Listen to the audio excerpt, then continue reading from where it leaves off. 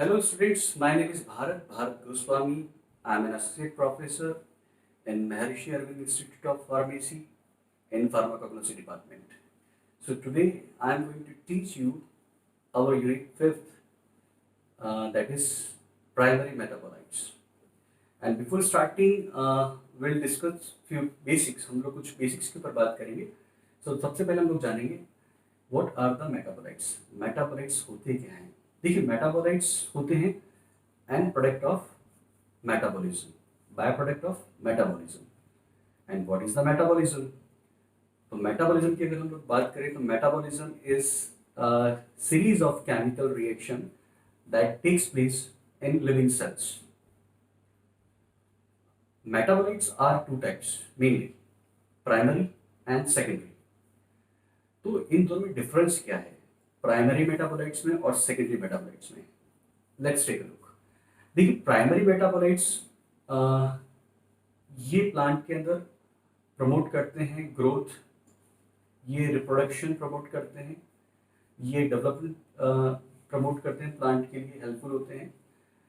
जबकि secondary metabolites and product होते हैं प्राइमरी मेटाबोलाइट्स के, और ये प्लांट को डिफेंस मैकेनिज्म प्रोवाइड करते हैं. ये प्रोटेक्ट करते हैं इंसेक्ट से, रोडेंट से और हर्बिवोरस एनिमल से. प्राइमरी मेटाबोलाइट्स प्रोड्यूस होते हैं प्लांट्स के अंदर लार्ज अमाउंट के अंदर, जबकि सेकेंडरी मेटाबोलाइट्स प्रोड्यूस होते हैं बहुत ही स्मॉल अमाउंट के अंदर, और इनको एक्सट्रैक्ट करना भी बहुत डिफिकल्ट है. We can not extract easily इसको एक्सट्रैक्ट नहीं कर सकते, कुछ टेक्निक से हमें अडॉप्ट करनी पड़ती है. प्राइमरी मेटाबोलाइट कॉमन होते हैं हर प्लांट के अंदर, जबकि सेकेंडरी मेटाबोलाइट ये वेरीज करते हैं, डिपेंड करते हैं प्लांट टू प्लांट. एग्जाम्पल्स हैं प्राइमरी मेटाबोलाइट्स के carbohydrate, lipids, proteins. Secondary metabolites के जो एग्जाम्पल्स हैं alkaloids, glycosides, resins and tannins. Primary metabolites are non poisonous, जबकि सेकेंडरी मेटाबोलाइट्स वेरी एक्टिव होते हैं, हाईली एक्टिव होते हैं. some are poisonous, कुछ poisonous भी होते हैं. Now we'll discuss about the first, carbohydrate. So what are the carbohydrates? देखिए नाम खुद बता रहा है, हाइड्रेट्स ऑफ कार्बन. यानी जो कार्बोहाइड्रेट मॉलिक्यूल होता है उसमें कार्बन, हाइड्रोजन एंड ऑक्सीजन, ये तीनों एलिमेंट होते हैं CHO, और H और जो O एलिमेंट होता है 2:1, यानी जो वाटर मॉलिक्यूल का जो रेशो रहता है वही मॉलिक्यूल का रेशो रहता है कार्बोहाइड्रेट में. ओके. एंड साइंटिफिकली अगर हम देखें तो what are the carbohydrates? So carbohydrates are the polyhydroxy aldehyde और कीटोन. और मेनली कार्बोहाइड्रेट के अंदर एटलीस्ट 3 कार्बन कंपाउंड होना, 3 कार्बन मॉलिक्यूल होना इंपॉर्टेंट है. ऑन द बेसिस हम लोग एक काम कर सकते हैं, कार्बोहाइड्रेट को हम लोग क्लासिफाई कर सकते हैं, एक तो शुगर में और पॉलीसैकेराइड्स में. There are 2 types of carbohydrate, sugar and polysaccharides. Further अगर हम लोग देखें तो शुगर जो होते हैं मॉलिक्यूल्स, जो कार्बोहाइड्रेट्स होते हैं वो स्वीट इन टेस्ट होते हैं, सॉल्युबल इन वाटर होते हैं, जबकि पॉलीसैकेराइड टेस्टलेस होते हैं और इनसॉल्युबल इन वाटर.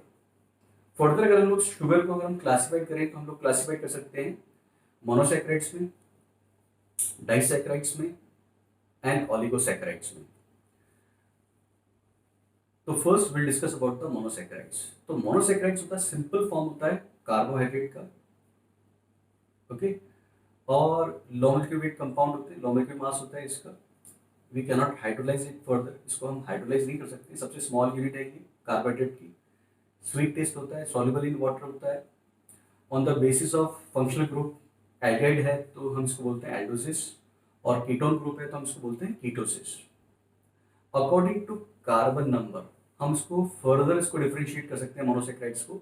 अगर 3 कार्बन एटम है तो हम बोलते हैं ट्रायोसिस, 4 कार्बन एटम है तो इसको बोलते हैं टेट्रोसिस, 5 कार्बन एटम है तो हम इसको बोलते हैं पेंटोसिस, 6 हेक्सोसिस, 7 है तो हेप्टोसिस.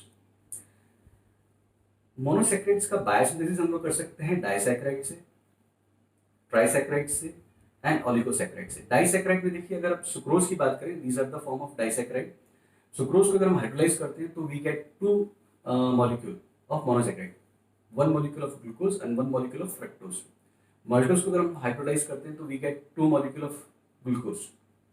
लैक्टोज को हाइब्रिडाइज करते हैं तो we get 1 molecule of glucose and 1 galactose, जिसको गैलेक्टोज को हम बोलते हैं काउज मिल्क। ओके, ट्राइसैकेराइड जब हम हाइब्रिडाइज करते हैं तो we get 3 molecule of monosaccharide. जैसे रेफिनोज एग्जाम्पल है, इससे हमें मिलता है 1 molecule ग्लूकोज का, 1 molecule फ्रक्टोज का और एक हमें मिलता है गैलेक्टोज का। ओके, सिमिलरली टेट्रासैकेराइड्स हैं तो उससे भी हमें मिलते हैं 4 molecule of monosaccharides. Okay, now will discuss about our next, that is disaccharide. Disaccharide जो होते हैं, मैंने बताया आपको on hydrolysis it gives 2 molecule of monosaccharide, sweet in taste, but जो ये होते हैं disaccharide less soluble in water. Okay, sucrose, maltose and lactose are the example, actually I have already given to you, इसके examples हैं। और देखिए जो link होते हैं आपस में, ये जो मॉलिक्यूल्स होते हैं आपस में लिंक करते हैं एक लिंकेज को, जिसको हम बोलते हैं glycosidic linkage. Okay, the next one is the oligosaccharides. Oligosaccharides के अंदर एटलीस्ट जो होते हैं 2 to 10 monomers of monosaccharides, right. और इसमें भी जो लिंक होता है वो ग्लाइकोसाइडिक लिंकेज होता है। इसका एक एग्जांपल है माल्टोट्राइओस, जिसमें 3 ग्लूकोज मॉलिक्यूल्स होते हैं, और एक डेक्स्ट्रीन होता है जिसमें 8 ग्लूकोज मॉलिक्यूल्स होते हैं। Okay, now we will discuss about the polysaccharides. Polysaccharides contain more than 10 sugar monomers, ठीक है। और ये टेस्टलेस होते हैं, इनसॉल्युबल इन वाटर होते हैं, जैसे मैंने आपको बताया है। ये रोल प्ले करते हैं structural component of cell wall, ठीक है। और on the basis of saccharides units we can differentiate into 2 parts, एक तो होमोपॉलीसैकेराइड्स और एक हेटेरोपॉलीसैकेराइड्स। होमोपॉलीसैकेराइड्स मतलब जिसमें जो मोनोसैकेराइड यूनिट्स होती है वो सिमिलर होती है, लाइक स्टार्च, सेल्यूलोज, ग्लाइकोजन, जबकि हेटेरोपॉलीसैकेराइड्स में they contain more than 1 monosaccharides subunits, जैसे गम्स, आपका mucilage. Now will discuss about the gums and mucilage. These are the important according to our syllabus. तो gums क्या है और mucilage क्या है? देखिए, गम्स बेसिकली जो प्रोड्यूस होते हैं प्लांट के अंदर बिकॉज ऑफ पैथोलॉजिकल कंडीशन, यानी जब प्लांट इंजर्ड होता है तो रिलीज करता है outside, outside of plant release होता है गम्स। और जो म्यूसिलेज होता है वो है फिजियोलॉजिकल कंडीशन, ये प्लांट अगर इंजर्ड होता है इनसाइड तो ये रिलीज करता है म्यूसिलेज। ओके, गम और म्यूसिलेज को डिफरेंशिएट करें तो देखिए, गम होता है वाटर सॉल्युबल, म्यूसिलेज होता है water insoluble. There is one more is pectin.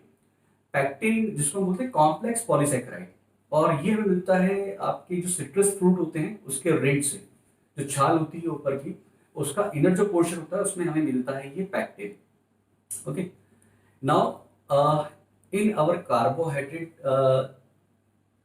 तो जो उसकी प्रॉपर्टीज है, जैसे मैंने आपको बताया है, लो मोलिक्यूलर वेट कंपाउंड होते हैं, क्रिस्टलाइन कंपाउंड होते हैं, सॉल्युबल इन वाटर होते हैं।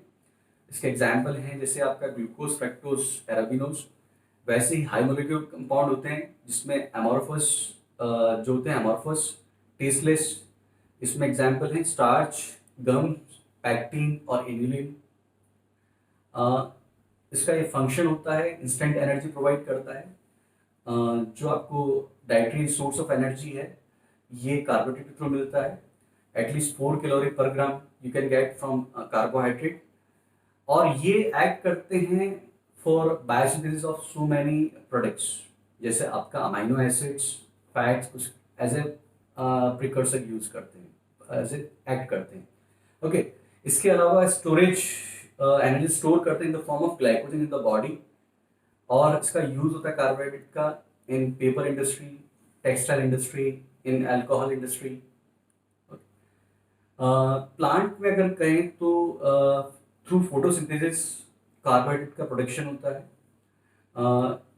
Carbon dioxide and water in presence of light form carbohydrate, glucose बनाते हैं। ओके, और जो यूटिलाइज होता है प्लांट के ग्रोथ के लिए, डेवलपमेंट के लिए। इसी के थ्रू बनता है आपका सेकेंडरी मेटाबोलाइट्स। नाउ आइडेंटिफिकेशन की बात करें, देखिए कार्बोहाइड्रेट को आइडेंटिफाई करने के लिए certain test are there basically. First one is the Molisch test. Molisch जो रिएजेंट होता है जिसमें अल्फा नैप्थोल इन कंसनट्रेट H2SO4, जब उसको हम टेस्ट सैंपल के साथ में अगर जब रिएक्ट करवाते हैं, पर्पल कलर आ रहा है, पॉजिटिव टेस्ट, यानी carbohydrates are present, right. The second one is the reduction of Fehling solution. जब टेस्ट सैंपल को हम रिएक्ट करवाते हैं फैलिंग सॉल्यूशन ए और बी से, फैलिंग सॉल्यूशन बी से रेड कलर अगर अपीयर हो रहा है, इसका मतलब test is positive. There is one more test, that is Keller Killiani test. Keller Killiani test में हम लोग टेस्ट सैंपल को हम जब एसिटिक एसिड और फेरिक क्लोराइड का ट्रीट करवाते हैं, ठीक है ना, और उसके बाद में सॉल्यूशन को हम ट्रांसफर करते हैं कंसनट्रेट H2SO4। सरफेस पे अगर रेडिश ब्राउन कलर आ रहा है, इसका मतलब टेस्ट पॉजिटिव है, जो कि बाद में टर्न हो जाता है ब्लू कलर के अंदर। नाउ जो हम लोग कार्बोहाइड्रेट के अंदर डिस्कस करेंगे ड्रग्स, जो फर्स्ट ड्रग है मोनोसैकेराइड्स के अंदर हमारे, that is honey. And then gums और म्यूसिलेज के अंदर हमारे पास में gum, acacia, agar and tragacanth. Will discuss further. Now will take the first drug that is honey. Honey नाम में देखिए कितनी मिठास है, राइट। हनी का जो पर्यायवाची है वो है मधु, मध, मेल, हिंदी में इसको हम यही बोलते हैं। मिलता कहाँ से, वी ऑल नो। हनी जो प्रोड्यूस करते हैं variety of species of bees, जैसे Apis dorsata, Apis mellifica, mellifera, Apis indica, these are the species. ये बीज स्पीसीज हैं, ये जो हैं बेसिकली हनी प्रिपेयर करती हैं हनी कॉम्ब के अंदर, राइट। ये नेक्टर इकट्ठा करती हैं, फूलों से रस इकट्ठा करती हैं और ये हनी प्रिपेयर करती हैं। फैमिली इसकी है एपिडी। हनी का जो प्रोडक्शन होता है थ्रू आउट द वर्ल्ड होता है। मेनली जो है अगर देखा जाए तो Africa, India, New Zealand, great Britain, तो ये कुछ कंट्रीज हैं जहाँ पे इनका प्रोडक्शन होता है, ओके। हनी बी जो इकट्ठा करती बीज, वो रहती झुंड में, स्वार्म में रहती है, okay. And that 3 kinds of बीज। फर्स्ट होती है आपकी क्वीन बी, जिसका साइज थोड़ा बड़ा होता है, डिफ्रेंशिएट कर सकते हैं इसको इजीली। सेकंड होती है आपकी मेल्स और ड्रोन्स, जो सिर्फ प्रोटेक्शन का काम करती हैं, right. And third one is worker बीज, ये कलेक्ट करती हैं आपका हनी, और इसको हम बोलते हैं अनडेवलप्ड फीमेल्स। अच्छा, हनी की बात करें तो जो नेक्टर होता है, फूलों का जो रस होता है, वो एक वाटर सॉल्यूशन होता है, पानी की तरह होता है, जिसमें 25% सुक्रोज होता है, 75% वाटर होता है। इसको क्या करती हैं, ये जो बीज हैं इसको इकट्ठा करती हैं। अब कैसे इकट्ठा करती हैं, just take a look in the video and then I will get back to you. Bees make honey because it provides an important source of food for them. In order to make honey, bees collect sweet liquid known as nectar from flowers. The worker bees sucks this nectar through its long, hollow tongue known as proboscis. The nectar goes through the mouth into the honey sac situated into abdomen.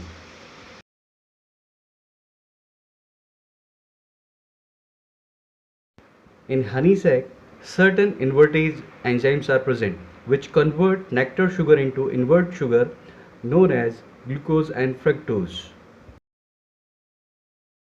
And this process is called inversion. On returning at the hive, worker bees deposit the content of the honey sac on previously prepared cell of honeycomb and then sealed it by wax. The warmth of the hive cause nectar and water to evaporate. This way, honey bees make honey, a very delicious food. इसका test sweet होता है और slightly acrid होता है इसका। हनी को अगर हम लोग लंबे समय तक अगर इसको स्टोर करते हैं तो देखिए ये थोड़ा सा ऑपेक हो जाता है और साथ ही इसमें क्रिस्टलाइजेशन हो जाता है। यानी जो आपके शुगर हैं, शुगर मॉलिक्यूल्स हैं, वो क्रिस्टलाइज हो जाते हैं और वो हनी को क्या करते हैं, ग्रैनुलेटेड हनी कर देते हैं। जब आपने देखा होगा जब हनी हम लोग रखते हैं बॉटल्स के अंदर, जो बॉटल्स होता है उसके किनारों पे क्या होता है, शुगर मॉलिक्यूल्स जम जाते हैं, right. So this is the characteristic of honey. इसका यूजेस कहाँ इसको हम लोग यूज करते हैं, उससे पहले हम इसकी केमिकल कंपोजिशन की बात करेंगे। इसमें केमिकल कॉन्स्टिट्यूएंट कौन कौन से हैं। देखिए जो उसमें मेन कॉन्स्टिट्यूएंट है दैट इज केमिकल कॉन्स्टिट्यूएंट्स, वो है एक तो आपका इनवर्ट शुगर है जिसमें फ्रक्टोज, राइट, 30 to 47% होता है फ्रक्टोज एंड आपका होता है इसमें आपका glucose, that is 30 to 40% glucose होता है। एंड देखा जाए तो जो मेन इसका रहता है आपका मॉइस्चर, यानी जो वाटर कंटेंट रहता है 14-24%, that is water. So apart from it अगर इसमें देखें तो इसमें बीज वैक्स भी होता है, इसमें वाइटामिन भी होते हैं, इसमें एंजाइम्स भी होते हैं, पिगमेंट्स भी होते हैं। एंजाइम्स मेनली आपको बेसिकली इसमें मिलेंगे डायस्टेज, इन्वर्टेज एंड इन्यूलेज। ये सर्टेन एंजाइम्स हैं जो आपको मिल जाएंगे इसके अंदर। हनी जो बेसिकली डिपेंड करता है एंटायरली जो फ्लावर की क्वालिटी के ऊपर, उसकी नेक्टर की क्वालिटी के ऊपर। अब देखिए सबसे इंपॉर्टेंट चीज क्या है कि अगर सराउंडिंग के अंदर, कैचमेंट के अंदर यूकलिप्टस ट्री बहुत हैं, यूकलिप्टस तो ये बेटर हनी प्रोड्यूस करता है, टेस्ट उसका बिगड़ जाता है। और अगर मान लीजिए अगर दतूरा है, स्ट्रोमोनियम है, तो जो हनी प्रोड्यूस होगा वो थोड़ा सा पॉइजनस होगा। तो we need to take care, इस चीज़ को ध्यान रखना पड़ता है। हनी का एक इम्पॉर्टेंट टेस्ट है जो डिफरेंशिएट करता है एडल्ट्रेंट से। इसका मेन एडल्ट्रेंट है इसका आर्टिफिशियल शुगर। आर्टिफिशियल शुगर से काफ़ी हनी बनाया जाता है। उसको डिफरेंशिएट कैसे करते हैं, देखिए इसके लिए एक टेस्ट है दैट इज फीस टेस्ट। उस फीस टेस्ट के अंदर हम लोग क्या करते हैं, हनी को जब हम रेट करवाते हैं रिसोर्सिनॉल NaCl, तो ये इंस्टेंट कलर नहीं देता है हनी। अगर जेन्युइन तो हनी इंस्टेंट कलर नहीं देगा, अगर इसमें आर्टिफिशियल शुगर है तो आपको इंस्टेंट कलर मिल जाएगा। अच्छा, वो कलर भी जो होगा आर्टिफिशियल शुगर का वो लास्ट लॉन्ग नहीं रहेगा, वो डिसअपियर हो जाएगा। जबकि हनी के अंदर, जेन्युइन हनी के अंदर कलर लेट आता है और वो लास्ट लॉन्ग रहता है। Okay, this is the major differentiation of you can identify the adulterant. Okay, now the uses of honey. Honey की बात करें यूज, तो इसका एक यूज है as a demulsing, sweetening agent हम इसको यूज करते हैं। We use as a nutrient, nutrient के तौर पर इसको यूज करते हैं। न्यूट्रिशनल वैल्यू इसकी काफी हायर है हनी की, तो इन्फेंट्स और जो आपकी पेशेंट्स के लिए काफी इसका यूज किया जाता है। अच्छा, एंशियंट में अगर हम बात करें, एंशियंट एरा में जब वॉर होता था तो इसको एज एन एंटीसेप्टिक यूज करते थे और बर्न्स एंड वुंड्स के लिए, बर्न्स वुंड्स के लिए काफी इसको यूज करते थे। इसको हम यूज करते हैं nowadays basically in as a vehicle, right, as a vehicle हम यूज करते हैं कफ मिक्सचर के लिए, कफ ड्रॉप्स के लिए। We use in the preparation of lotion, soft drinks, candies and ice creams काफी यूज करते हैं। So this is all about the Honey.